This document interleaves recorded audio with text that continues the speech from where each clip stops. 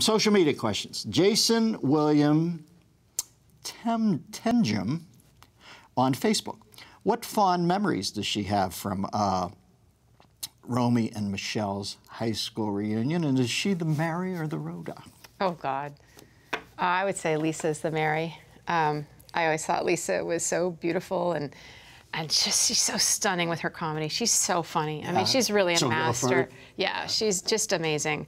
You know, my kids now are obsessed with Friends, as all teenagers are, and they have seen every episode like 5 times.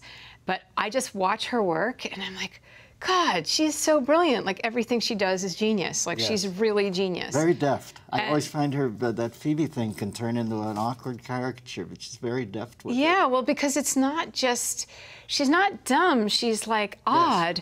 And sometimes she can be really mean as Phoebe, and then other times really adorable. Like, she doesn't have to make her one thing or the other, and it's just such an interesting character. Daniel Christopher Thomas on Facebook says, name a role that you would consider a personal best favorite. And best is a judgment you leave to the world, I think, but your favorite. Well, we've already talked about Romy. I love Romy. I love Money After Daddy. I did a movie that very few people have seen that Bernardo Bertolucci produced and his wife Claire Peplow directed. It came out the week of September 11th, so, or at least that was its fall that it came out. It premiered in Toronto that day. So it was just a really unfortunate time for everything in life, but also for a lighthearted movie to come out. It's called Triumph of Love, and it's based on an 18th century Marivaux play, and I work with wonderful Sir Ben Kingsley and Fiona Shaw, and I play a princess who disguises herself as a boy to try and win the heart of this young prince. I'm gonna watch it was really fun. And then I did another one recently called Union Square that I'm really fond of. Tell me, what is it? Nancy Savoca directed it. It's a quintessential little New York indie, and it's got shades of, like, it's got all these homages to famous Italian movies, like Juliet of the Spirits by Fellini. She's got another one. You know, that there was a short directed by Roberto Rossellini, I believe, called La Vox Humana, where it's Anna Magnani on the phone breaking up with a lover, and you never see him. You only see her on the phone all this time as it goes through all this stuff. The first 5 minutes of the film are me on a cell phone with a boyfriend who's breaking up with me. What a cool homage. But I'm a really raucous, kind of crazy, bipolar Bronx Italian girl who's got a secret.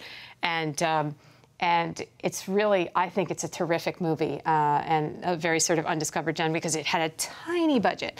And we had distribution. We went to Toronto. It got good reviews. And then our distribution company folded. And so then it was self-released. But there was just no money for it. So no one's seen it. But if people want to discover it now, I believe it's still on Apple iTunes. It's called Union Square. And I love it. So that's one of my favorites. Do you love the Italian filmmakers? Yes, of course. Yes. Well, being a half Italian girl, you know. How often do you get the opportunity, Daniel Christopher Thomas also asked, you're Mandarin. You fluent in Mandarin? Very little. I wish it was more. The last time I used it was at my kids' school. My son's class had an exchange student group from China come and visit them, and I came in to teach an improv class to the kids, and it turned out they had like 8 Chinese guest students in it, and most of them spoke no English whatsoever. So I had to try and explain the game in Mandarin, and my Mandarin was so flawed that I would forget words in the center, like the word for salt.